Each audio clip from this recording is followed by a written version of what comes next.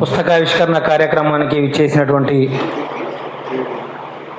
మిత్రులందరికీ కూడా తెలంగాణ విద్యావంతుల వేదిక రాష్ట్ర కమిటీ పక్షాన సామాజిక ఉద్యమ నమస్కారాలు తెలియజేస్తూ, మిత్రులారా, తెలంగాణ విద్యావంతుల వేదిక పూర్వ అధ్యక్షులు గురిజాల రవీంద్రరావు గారు రాసినటువంటి బొగ్గు రవ్వలు అనేటువంటి పుస్తకం గత సంవత్సరం 2024 ఫిబ్రవరి 11న పెద్ద ఎత్తున ఆవిష్కరించుకోవడం జరిగింది. ఈ పుస్తకానికి సంబంధించినటువంటి సమాజం లోపల అనేక మంది మేధావులు, విద్యావంతులు, బుద్ధిజీవులు, ఎంతోమంది ప్రముఖమైనటువంటి వ్యక్తుల నుండి అనేక రకాలైనటువంటి ఆ బుక్పై అనేక రకాల రివ్యూలు రావడం జరిగింది. అనతి కాలంలోనే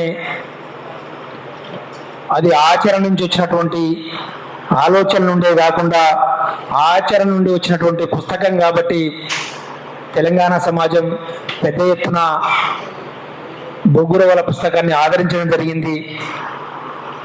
దానికి వస్తున్నటువంటి ఆదరణను చూసి ఈ పుస్తకాన్ని మరింత వెలుగులోకి తీసుకురావడానికి రవీంద్రరావు సార్ దీన్ని ఇంగ్లీష్లోకి అనువదించాలని చెప్పేసి తను సంవత్సర కాలంగా ఎంతో శ్రమకు వచ్చి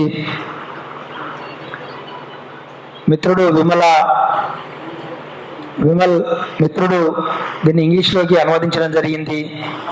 దాన్నే ఇప్పుడు ఎంబర్స్ ఆఫ్ గోల్ అనేటువంటి పుస్తకాన్ని నేను ఆవిష్కరించకపోతున్నాం. ఈ కార్యక్రమానికి అధ్యక్షత వహించడానికి తెలంగాణ విద్యావంతుల వేదిక రాష్ట్ర అధ్యక్షులు అంబటి నాయ గారిని వేదిక మీకు రావాల్సిందిగా విజ్ఞప్తి చేస్తా ఉన్నాం. నేటి పుస్తకావిష్కరణ ముఖ్య అతిథి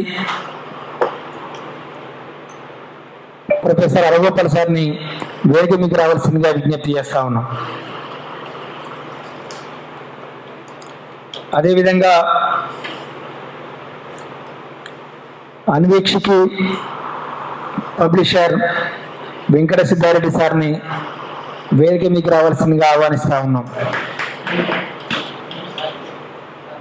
పాలమూరు అధ్యయన వేదిక కన్వీనర్ రాఘవాచార్య సార్ని వేదిక మీకు రావాల్సిందిగా ఆహ్వానిస్తా ఉన్నాం. అదేవిధంగా ఏకే ప్రభాకర్ గారిని వేదిక మీకు రావాల్సిందిగా ఆహ్వానిస్తా ఉన్నాం. తెలంగాణ విద్యావంతుల వేదిక రాష్ట్ర ప్రధాన కార్యదర్శి డాక్టర్ తిప్పర్తి యాదవ్ గారిని వేదిక మీకు రావాల్సిందిగా విజ్ఞప్తి చేస్తా ఉన్నాం. మిత్రులారా, అందరూ కొంచెం ముందుకు వస్తే, వెనక ఉన్న మిత్రులందరూ కూడా కొంచెం ముందుకు వస్తే, వాస్తవానికి ఈ కార్యక్రమం ఈ పుస్తక రచయిత గురిజాల రవీంద్రరావు సార్ని వేదిక మీకు రావాల్సిందిగా విజ్ఞప్తి చేస్తా ఉన్నాం. మిత్రులారా, ముందుకు రండి కొంచెం. మిత్రులారా, ఈ కార్యక్రమం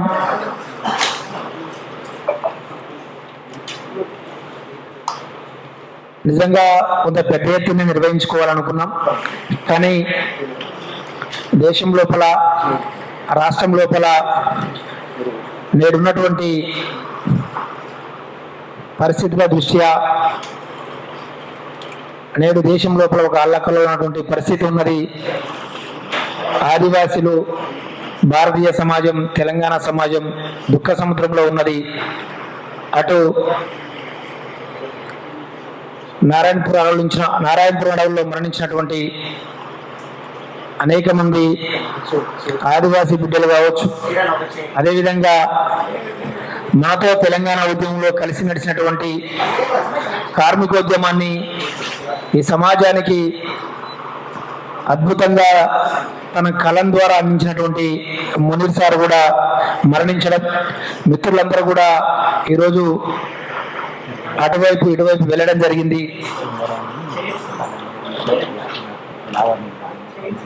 ఓకే, కాబట్టి కొంత మిత్రులందరూ రావాల్సినటువంటి మిత్రులందరూ రాలేకపోయారు. అదేవిధంగా సింగరేణికి సంబంధించి అనేక అంశాలపై అధ్యయనం చేస్తున్నటువంటి మిత్రురాలు లావణ్యను వేదిక మీకు రావాల్సిందిగా విజ్ఞప్తి చేస్తాను. మహిళ రండమ్మా రండి. మిత్రులారా రండి రండి. ఈ మధ్యకాలంలో దాదాపు తెలంగాణ